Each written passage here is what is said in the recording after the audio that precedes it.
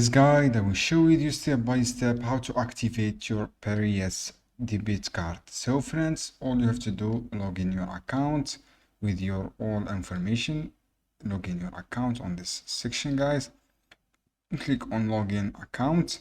After logging your account with your information, all you have to do, select your card. So guys, go to this section from your dashboard, select your card. For example, this is the debit card. Select this one. If I make some screenshots here, click on debit card, this one. So friends, this is the for debit card.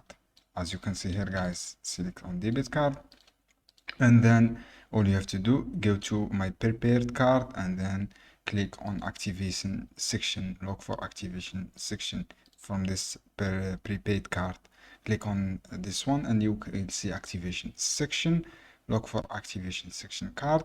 After that, friends, when you click on activation section, all you have to do, fill the CCV2 of the card and then confirm the details and select finish. Just follow these 3 simple steps. Select your card and then select your prepaid card and then click on activation, look for activation section. This is how you can do, guys. It is easy steps. I have this guide helpful for you. Don't forget to give me a like and share this video for more content. This is the important details to fill the CCV2 of this card. Thanks guys for watching.